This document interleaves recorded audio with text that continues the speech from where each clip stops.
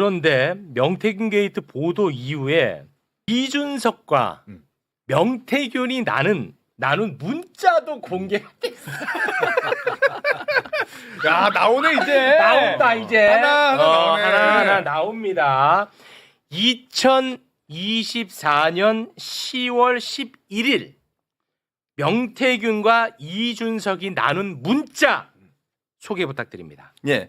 일단 먼저 맨 위에 보시면 링크가 하나 나오잖아요. 링크를 하나 보냈네요. 예, 명태균이. 그 링크가 뭐냐면 기사입니다. 제가 매일신문에서 보도한 기사인데 네. 저의 기사입니다. 지금 떠 있는. 그러니까 명태균이 전대에 개입을 했다. 본인이 이제 이준석과 전당대회에서 겨뤘잖아요.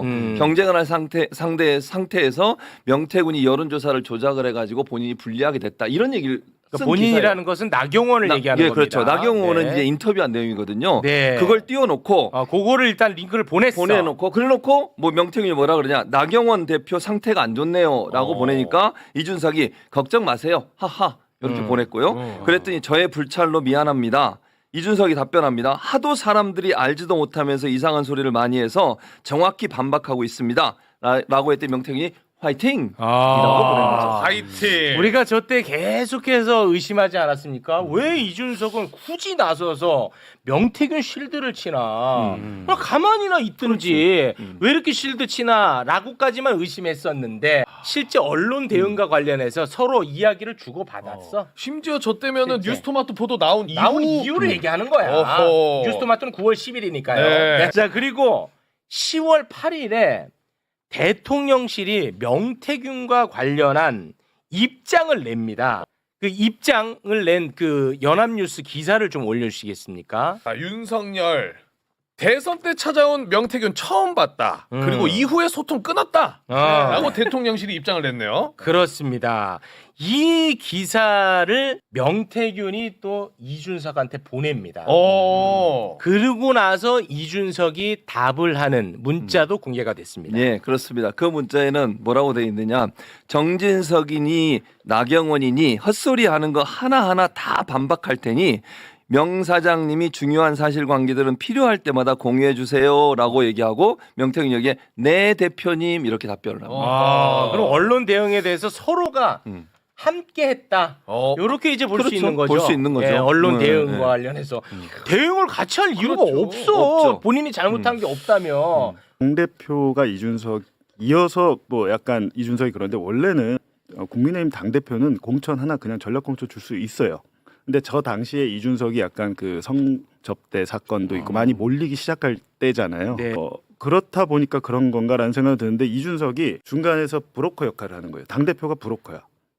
이준석이 지금 그거 각 여론조사 이기는 조사 가져오면 내가 시켜줄게요. 약속을 다 해놓은 다음에 계속 그게 뒤집히잖아요. 네. 윤상현한테 얘기하는데 윤상현 쪽에 권성동이나 윤한홍이 친윤들이 야 안 돼, 김영선 절대 안 돼 하니까 이준석이 중간에서 그걸 또 메신저 역할을 하잖아요. 네. 윤상현이 안 된다는데 경선해야 된다는데 이것 때문에 지금 최근에 공개된 윤석열 김건희 통화 녹음 파일이 존재하는 이유를 이준석이 만들어준 겁니다. 그렇지. 이준석이 명태균한테 그 얘기를 안 했으면 통화할 이유도 없었어요. 2022년 김영선 공천이 굉장히 큰 이슈잖아요. 그렇죠. 예, 김영선에게 공천을 그냥 명태균을 통해서 줘버렸다. 요거 아니겠습니까? 공천 개입이요. 맞아요. 그런데 간단하게 일단 결과적으로 제가 말씀을 드리면 이 공천은요. 이준석으로 시작해서 김건희로 마침표가 찍힌 사건이야. 명태균과 강혜경 씨가 2022년 4월 3일 나눈 통화 일단 듣고 옵니다. 이창은 전략공천 지역이고 어제 준석이한테 사정사정해 가지고 또 전략공천 받았어. 응, 알겠습니다. 내보고 이기는 여론조사가 네. 몇 개 던져 갈래. 자, 이준석 이 당대표였습니다. 김영선이 이기는 여론조사만 갖고 오면 그 지역구는 전략공천 줄게요. 근데 약속했다는 거야. 네. 그런데 윤핵관이 갑자기 등장을 합니다. 빌런이 있어야 됩니다. 영화는. 네. 윤핵관들은 마침 김영선이 아니라 김종양이라고 하는 사람을 밀고 싶어 했던 거야. 김종양 사진을 올려주시겠습니까? 너무 밀고 싶었던 거야. 윤핵관이. 네. 이준석과 명태균 입장에서는 어마어마하게 큰 난관을 맞이하게 된 겁니다. 윤핵관이 들어오니까. 그렇습니다. 엄청나게 큰 난관을 맞이했어. 네. 그래서 이 난관을 넘어가기 위해서 그래서 비공표 여론조사를 조작을 합니다. 그 조작을 지시하는 통화 듣고 오겠습니다. 네, 여보세요. 네, 여론조사 하나 가라로 만들어야 되는데. 네. 대놓고.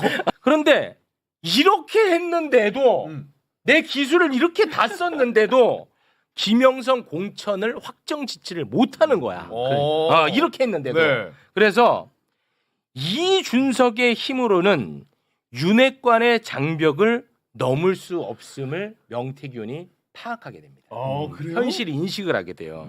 그래서 절대 권력자 김건희의 힘을 빌려서 윤핵관의 장벽을 넘어서려고 합니다. 허허. 김건희와 명태균의 통화 듣겠습니다.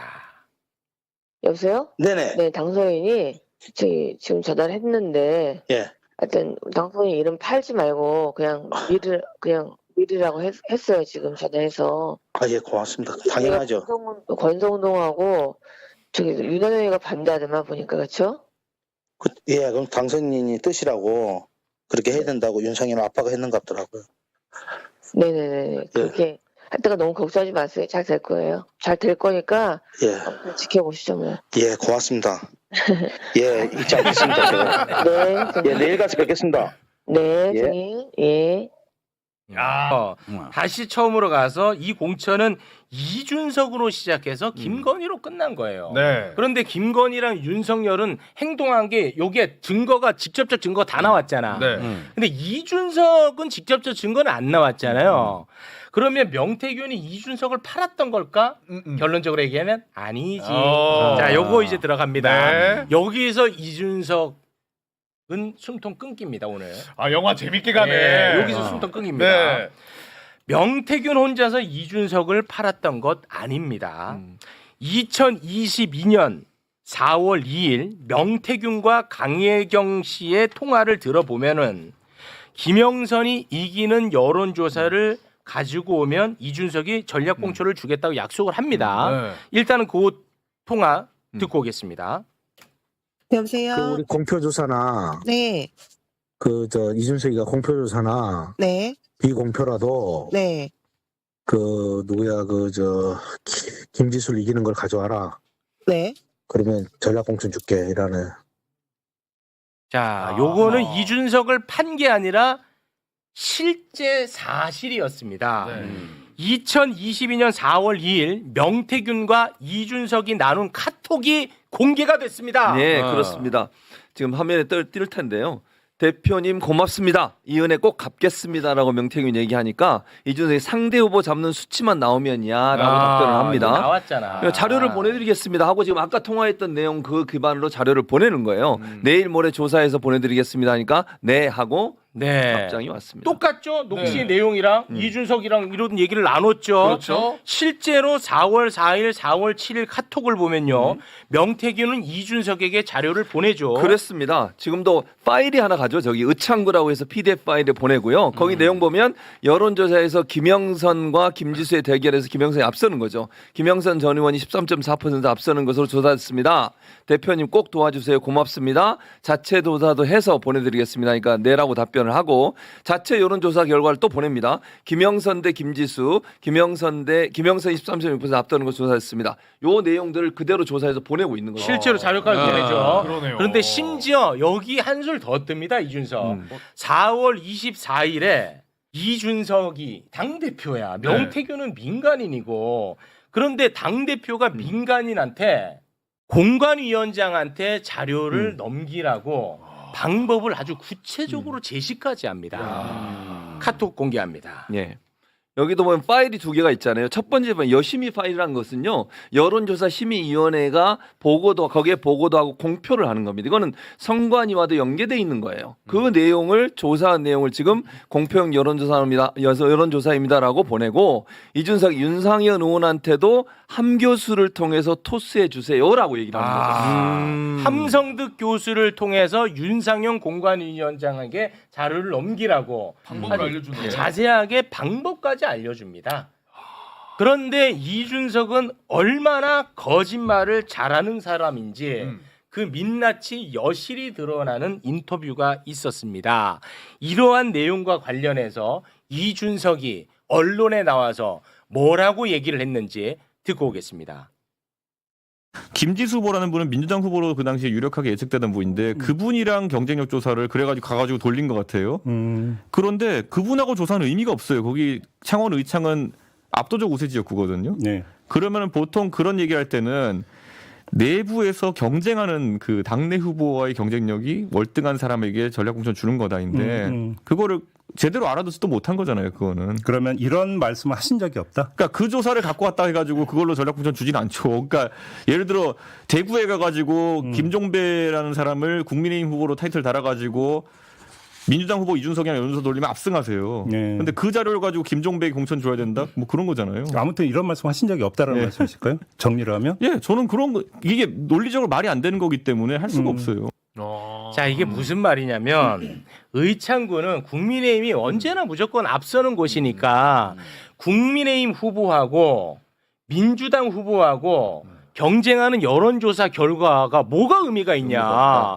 그건 의미도 없는 건데 뭐 말도 안 되는 얘기를 하냐 이거야. 네. 그럼 여기에서 국민의힘 후보랑 경쟁하는 여론조사 결과를 이준석한테 보낸 게 나온다. 그럼 이준석은 완전 박살나는 거잖아요. 거죠. 네? 그렇죠. 맞죠? 예. 이준석에게 명태균이 보낸 여론조사 파일 공개합니다. 예. 화면에 나오고 있는데 맨 밑에 두 개를 보세요. 맨 밑에 누구하고 누구예요 경쟁자가? 김영선, 김종양. 국민의힘끼리. 그러니까 저 조사한 결과가 나온 거예요. 아. 그러니까 이준석이 저걸 요청해서 보냈을 가능성이 있다고 보는 거고. 완전 거짓말한 거지. 그러니까요. 앞에 얘기했던 인터뷰하고 정반대의 결과가 나온 거잖아요. 완벽히 지금. 거짓말. 여기서 그냥 숨 끊어진다. 이제는 끝난 거지 뭐. 보냈네. 다 거짓말한 거잖아. 다 거짓말.